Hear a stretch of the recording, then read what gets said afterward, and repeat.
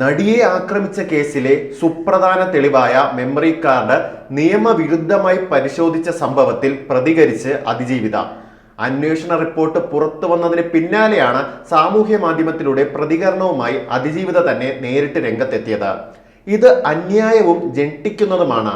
എന്റെ കേസുമായി ബന്ധപ്പെട്ട മെമ്മറി കാർഡിന്റെ ഹാഷ് വാല്യൂ മാറിയതിൽ വിചാരണ കോടതി നടത്തിയ ജുഡീഷ്യൽ അന്വേഷണത്തിന്റെ റിപ്പോർട്ട് ബഹുമാനപ്പെട്ട ഹൈക്കോടതിയുടെ നിർദ്ദേശപ്രകാരം എനിക്ക് ലഭിക്കുകയുണ്ടായി. അത് ശരിക്കും എന്നെ ഞെട്ടിച്ചു. സ്വകാര്യത എന്നത് ഒരു വ്യക്തിയുടെ മൗലിക അവകാശമാണെന്നിരിക്കെ കോടതിയിലിരുന്ന ദൃശ്യങ്ങളടങ്ങിയ മെമ്മറി കാർഡിന്റെ ഹാഷ് വാല്യൂ പലവട്ടം മാറിയതിലൂടെ നിഷേധിക്കപ്പെട്ടത് ഞാനെന്ന വ്യക്തിക്ക് ഈ രാജ്യത്തെ ഭരണഘടന അനുവദിച്ച അവകാശമാണ്.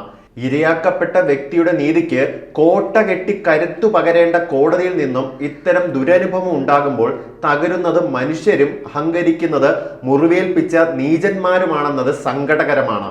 എന്നിരുന്നാലും സത്യസന്ധരായ ന്യായാധിപന്മാരുടെ കാലം അവസാനിച്ചിട്ടില്ലെന്ന വിശ്വസ്തയോടെ നീതി കിട്ടുന്നതുവരെ പോരാടും. ഓരോ ഇന്ത്യൻ പൗരന്റെയും അവസാനത്തെ അത്താണിയായ നമ്മുടെ നീതിന്യായ വ്യവസ്ഥിതിയുടെ വിശുദ്ധി തകരില്ലെന്ന പ്രത്യാശയോടെ എന്റെ യാത്ര തുടരുക തന്നെ ചെയ്യും. അതിജീവിത പോസ്റ്റിൽ പറയുന്നു. കേസിലെ നിർണായക തെളിവായ പീഡന ദൃശ്യങ്ങൾ അടങ്ങിയ മെമ്മറി കാർഡ് 3 ഇടങ്ങളിൽ നിയമവിരുദ്ധമായി പരിശോധിച്ചുവെന്നാണ് അന്വേഷണ റിപ്പോർട്ട്. ജഡ്ജ് ഹണിയം വർഗീസ് ആണ് മെമ്മറി കാർഡ് സംബന്ധിച്ച് അന്വേഷണം നടത്തിയത്. ഇദ്ദേഹം ഹൈക്കോടതിയിൽ സമർപ്പിച്ച വിവരങ്ങളാണ് ഇപ്പോൾ പുറത്തു വരുന്നത്.